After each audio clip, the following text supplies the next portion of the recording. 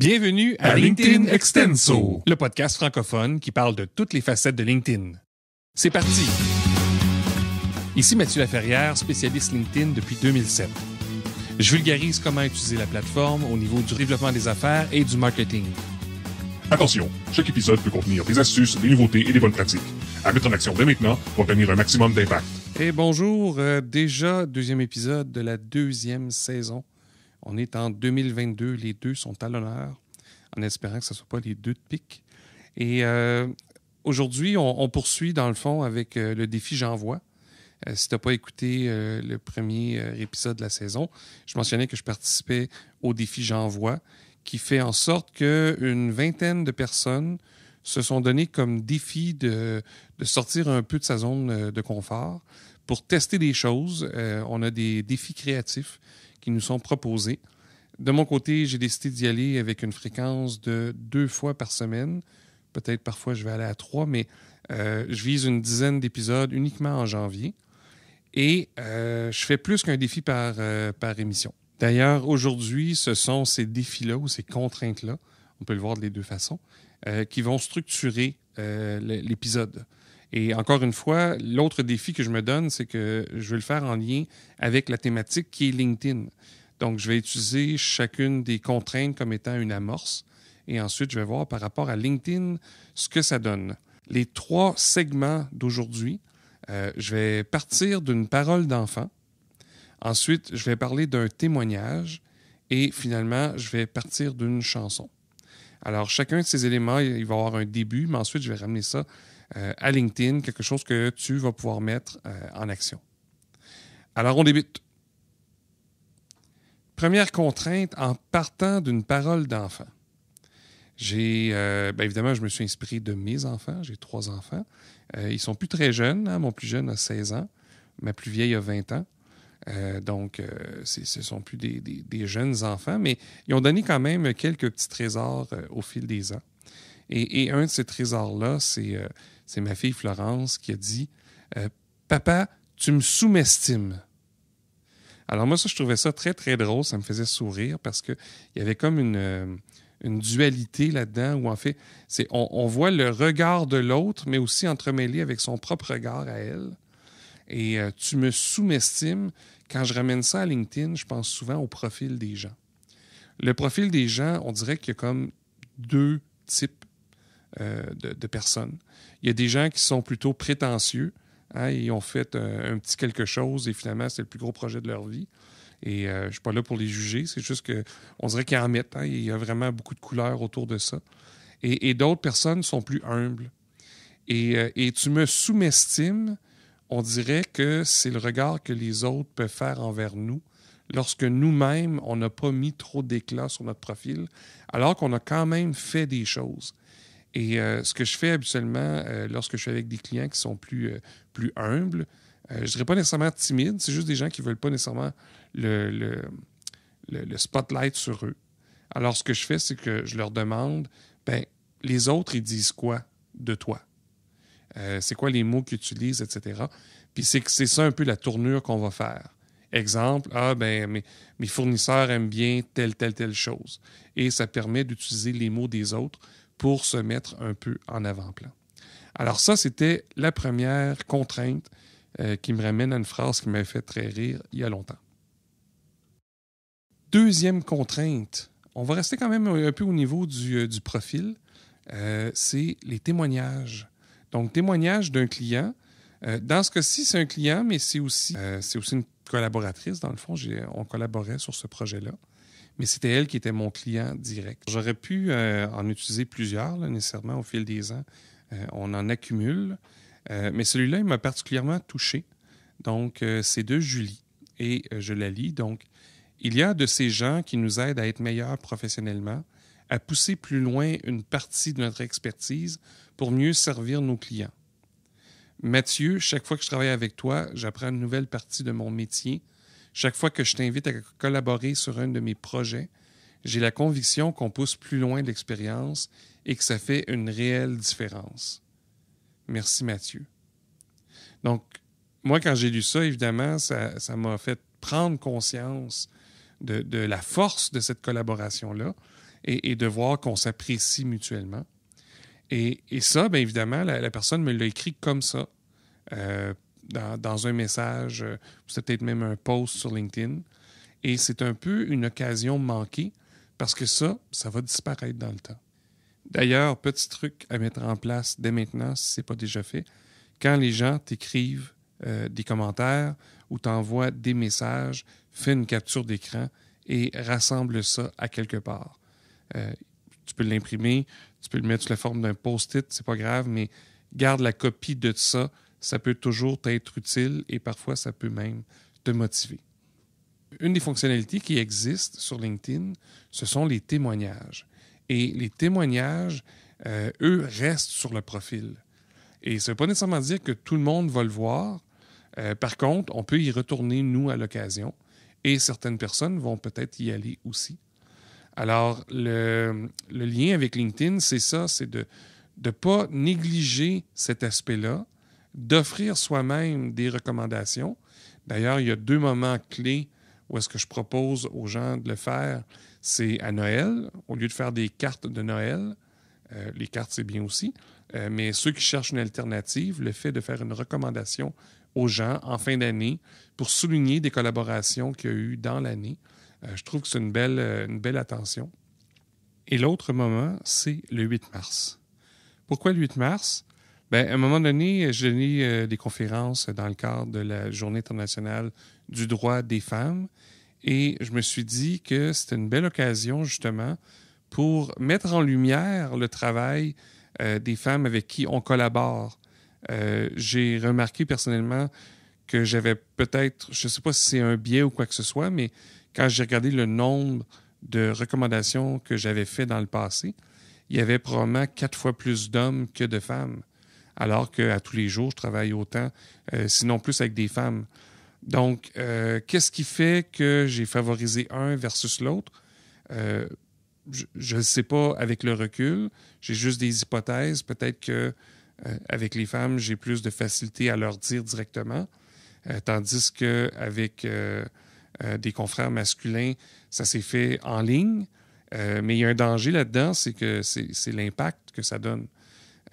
Si ça fait en sorte que les hommes en reçoivent plus que les femmes. Bref, l'idée derrière ça, c'est d'utiliser cette date-là pour se demander quelles sont les femmes dans mon réseau que j'aimerais voir briller, des personnes avec qui j'ai apprécié travailler, etc.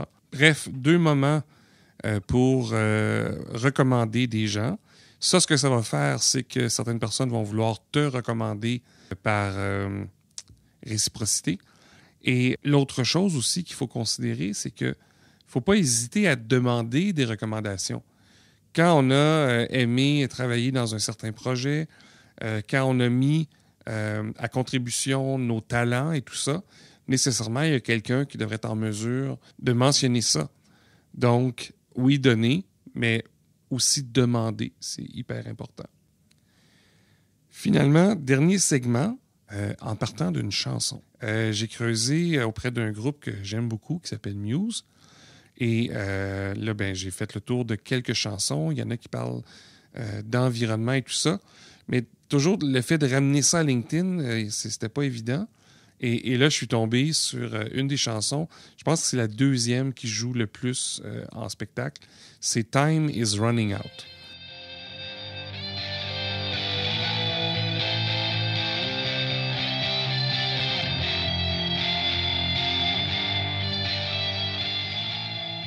Alors, je vais essayer de traduire certaines portions de cette chanson-là, puis pour expliquer un peu pourquoi je l'ai choisie. Puis, je dois mettre un peu quelque chose en contexte, parce que ça peut être perçu négativement.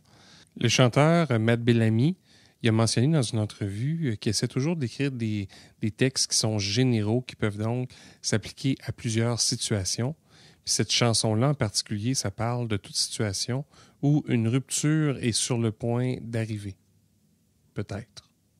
Et là, le lien avec LinkedIn, c'est quoi la rupture qui s'en vient avec LinkedIn? C'est un peu le sentiment des fois que j'ai l'impression que LinkedIn évolue dans une drôle de direction et que j'ai des doutes.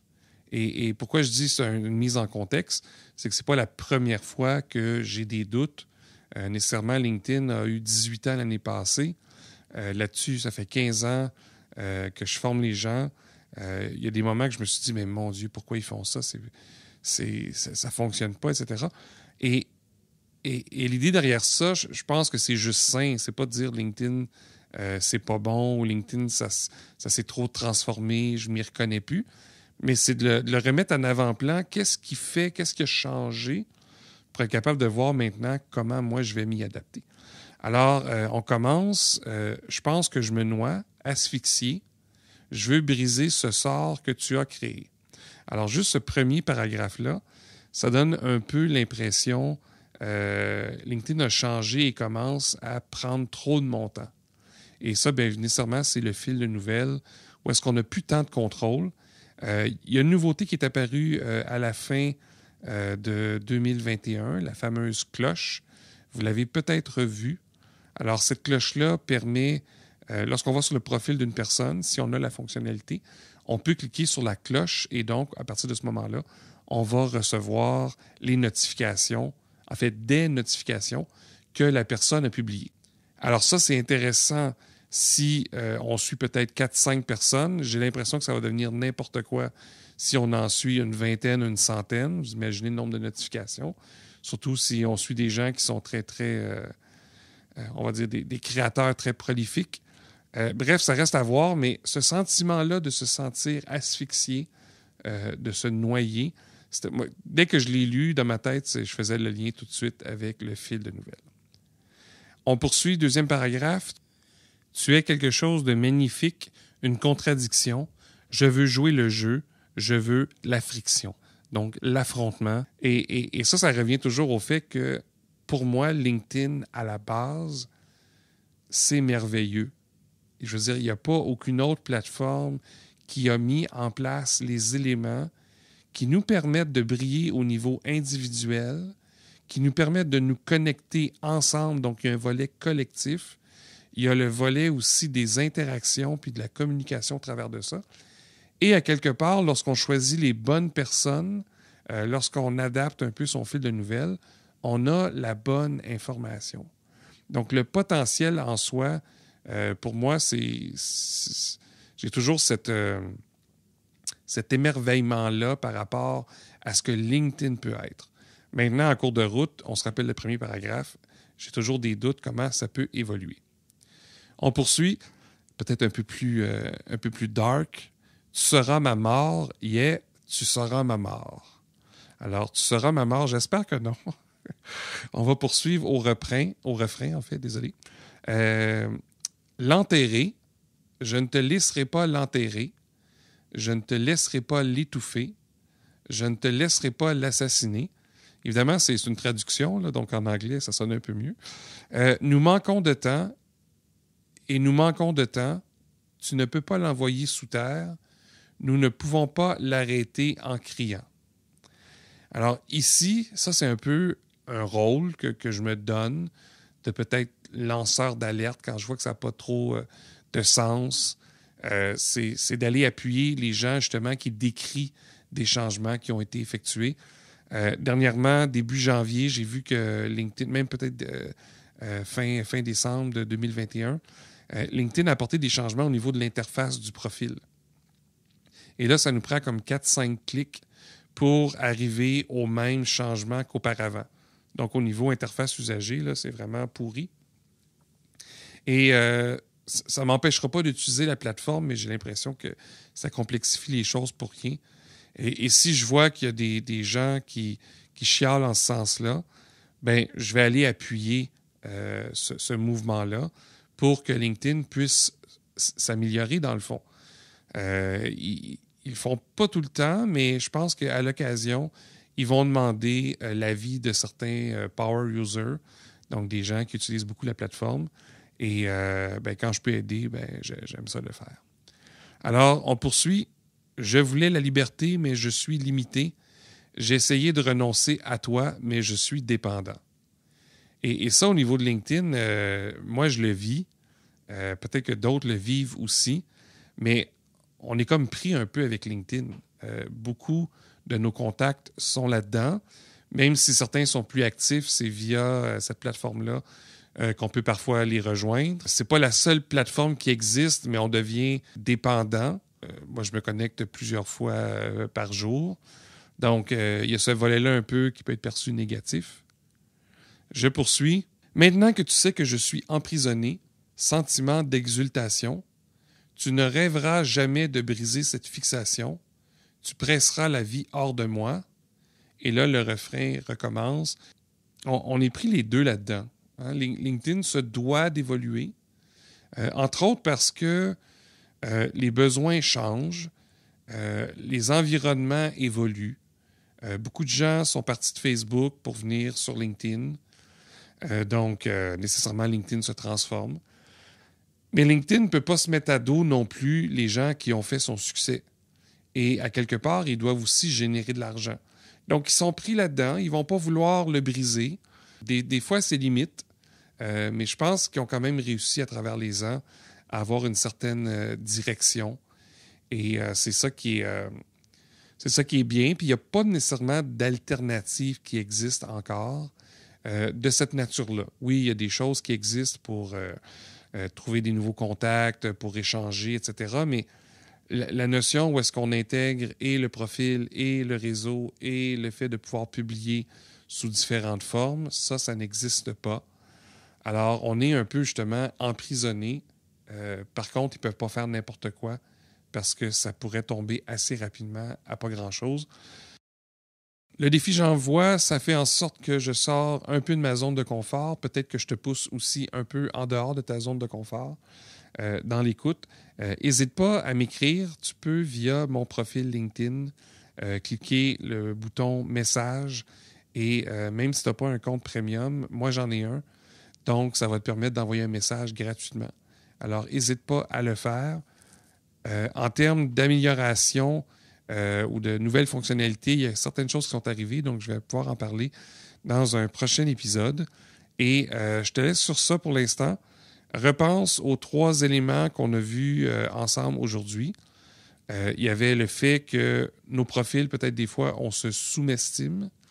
Ensuite, les témoignages, je te recommande d'en donner sous la forme de recommandations et aussi d'en demander.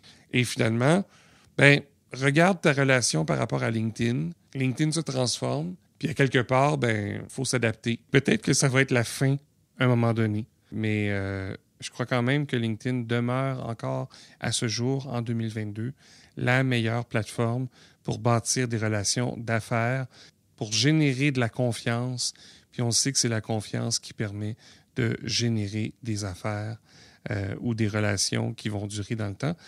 J'en ai eu beaucoup grâce à LinkedIn. J'espère que je vais en avoir beaucoup. N'hésite pas à m'écrire. On reste en contact, puis on se revoit au prochain épisode.